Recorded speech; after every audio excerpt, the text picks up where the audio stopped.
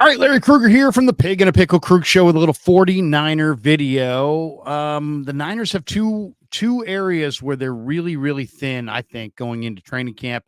We'll talk a little bit about one way they can add a player to their mix this summer at maybe a relatively modest price. We'll talk about that coming up next. First, we're brought to you by Pig and a Pickle, the best barbecue in all of Northern California. Check them out. They're in Emeryville and Corte Madera. They're open 7 days a week from 11 a.m.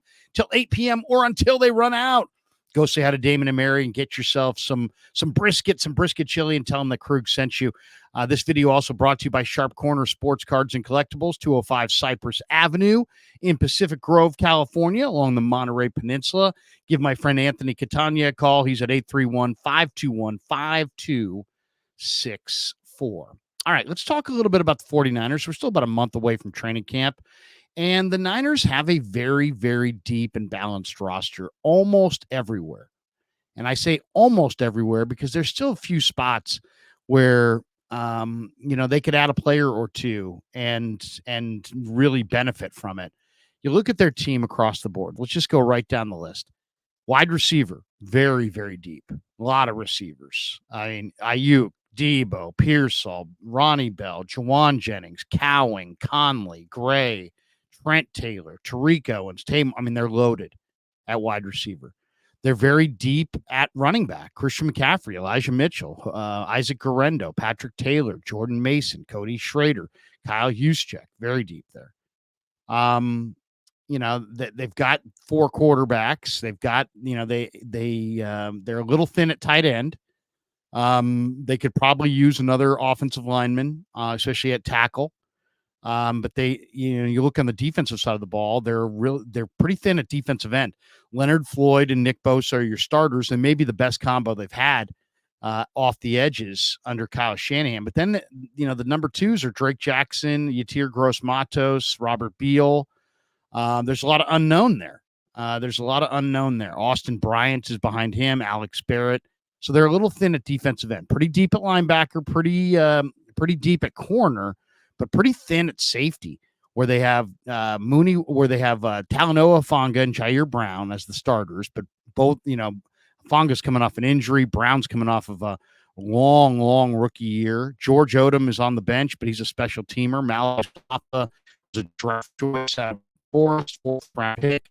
They like his potential, but still a lot of unknown there. Eric Harris, Taylor Hawkins, the undrafted free agent Jaden Mahoney is all that they have left at safety. So safety to me, especially when you think about, the fact that Hafanga's probably not going to be healthy to start the year, that Mustafa's a rookie, that Jair Brown could suffer some form of a sophomore slump, that George Odom's really just a special teamer and everybody else is kind of a practice squad guy. They could use a safety. Now, people have talked about trading for Budda Baker, but man, guy makes $14 million a year, and it's hard to envision the Niners squeezing him under their cap, let alone getting the Cardinals to agree to send Baker to the Niners in the division. Then there's people saying, how about Justin Simmons? And Simmons was a Pro Bowler last year. He'd be a great addition. But once again, what's the cap look like? And, can you beat out other teams for Justin Simmons? One guy who I think might be really of interest to the 49ers is a guy they ought to look at this summer, and that's Lewiscen for the Minnesota Vikings, who played at Florida State. He's got 2 years remaining on his rookie contract. And this is a pivotal summer for Cine in his NFL career. He's buried on the Vikings depth chart, ahead of training camp next month. So, the Vikings and Lions pulled off a first-round swap in the 2022 draft, and Cine was selected number 32 overall. And he had a great career at Georgia, so a lot of people were expecting great things from him in the NFL. And yet he had a leg fracture his rookie year. It required 2 surgeries. And then so the 2023 season, he only wound up playing 7 games and playing 8 total defensive snaps. And then, if you look at the depth chart, Harrison Smith and Cameron Bynum are the starters in Minnesota's secondary at the safety spots. And then they've got Theo Jackson and Jay Ward on the depth chart as the number 2s. This is also a team that uses Josh Metellus a ton as a blitzer out of the secondary. So he's almost like a linebacker, defensive lineman, but he's playing in the secondary. So Scene is facing a serious competition for a roster spot. And then that was before the moves of the offseason. Minnesota went out and they signed Shaq Griffin in free agency, who's a corner, and then added Kyrie Jackson out of Oregon in the 4th round of the draft. So you added a couple new cornerbacks. They're going to get roster spots for sure. And there's a very good chance that Scene could be on the outside looking in during cutdowns. Training camp is going to be huge for him. The preseason is going to be equally huge from him. And we'll see how the Vikings evaluate him. He's a former 1st-round pick, so he's got a base salary this year of $1.75 million. Next year, that jumps to $2.27 million. They're both fully guaranteed. So they've got guaranteed money on the books here. And that could make it, give the Vikings incentive to keep him. And maybe even picking up his 5th-year option. So if they did that, that would tie Scene to the Vikings through 2026. But man, I mean, it's hard to envision that the Vikings would exercise his 5th-year option when he's not running with the 1s or the 2s, and they just added a couple extra bodies on the corner, and they're incredibly deep in the secondary. So once again, he's behind Harrison Smith. He's behind Cam Bynum. Those are your 1s. He's behind Theo Jackson. He's behind Jay Ward. Those are your 2s. Josh Metellus is a major factor at the safety spot for the Vikings with his blitzing ability and his ability to get after the quarterback. So they utilize him in a lot of different ways. And then they added a couple young corners, or one in free agency and one in the draft, I should say, to make them deeper on the corner. And Scene very easily could be on the outside looking in. Now, let's talk a little bit about him. 6'2", 200-pound safety. He's a kid who's from Texas. He's from Cedar Hills, Texas. And as I said, 6'2", 200 pounds, went to Georgia. He was a top 50 overall recruit nationally. He helped Trinity Christian High School win a state title his senior year in high school, and then transferred from Everett High School. He transferred there from Everett High School in Massachusetts. So he started in Massachusetts, transferred, and he was named the Defensive Player of the Year as a junior back in Massachusetts. He was a great player in both spots. He's a terrific physical safety. He starred on the 2021 national champions. He was a 3rd-team AP All-American and a 2nd-team All-SEC member. 9 pass breakups, 73 tackles. He had an interception in 15 starts. And, he's a talented guy. He's aggressive in run support. He plays the game with tremendous urgency. He's a big-time hitter. What I love about Scene is he's a tone setter, and he's played big in big games. He's got a special teams mentality. He will absolutely play special teams and knock your block off.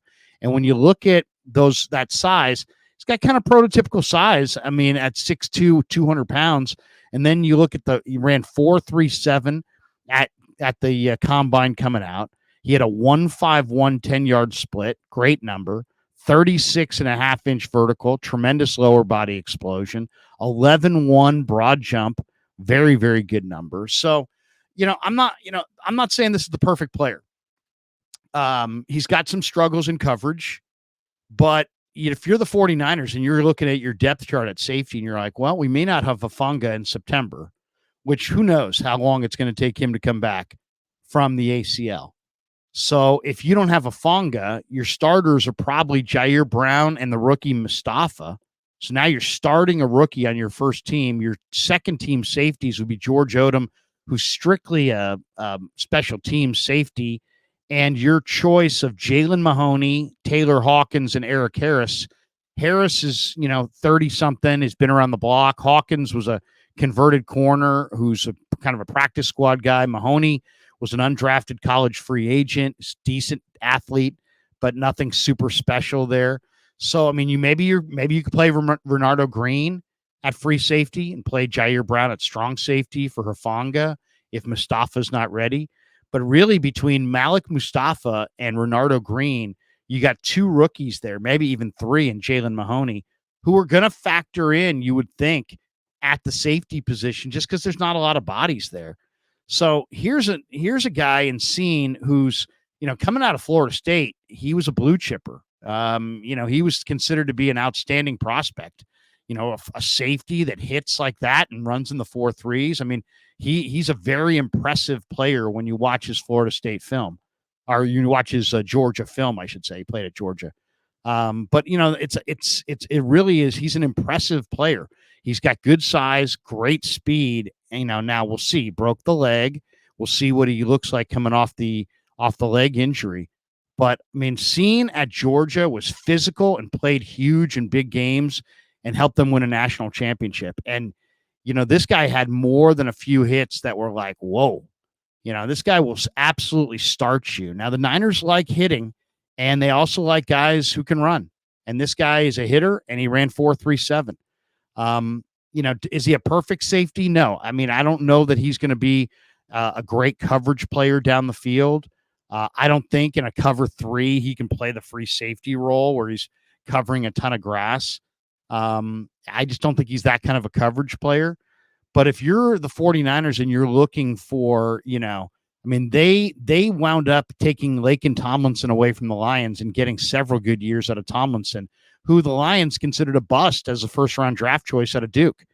Well, if the Vikings consider Lewiscen a bust coming out of Georgia now at this point, and they've got a depth chart that's filled up, maybe you could get him for a 5th or 6th round pick this summer, maybe before the cut down. And a guy like Scene, as much as I like Budda Baker, as much as I like Justin Simmons, and those guys are great, Simmons is going to cost you a lot of money on the cap, and Budda Baker is going to cost you even more money on the cap, and he's going to cost you draft pick compensation in a package that could be pretty cost prohibitive. You might be able to get a guy like Scene, who's incredible talent, great speed, total hitter, and I don't think has shown his full potential yet because of the injuries. You could get a guy like that probably for a mid to late round pick and plug him in. So remember that name. He's with the Vikings. He's caught up in a numbers game at the touchdown. He's got a lot of talent. He ran 4.37. He hits like a truck. He would be a very nice 49er addition at safety, and maybe one at a very discounted price because of his situation in Minnesota. So remember that name, Lewiscen, the former Georgia Bulldog, who was great in college, looked incredible coming into the league, has had some injuries, hasn't worked out, and I think right now the Vikings may wind up cutting him, may wind up trading him for a late-round pick sometime this summer before the cutdown. But remember that name as a potential safety option for John Lynch and the Niners. All right, thanks to Pig and a Pickle for being the title sponsor of the Krug Show. Thanks to our good friends at Sharp Corner Sports Cards and Collectibles in Pacific Grove, California, for sponsoring this video. And thanks to all of you guys for supporting the Krug Show on YouTube.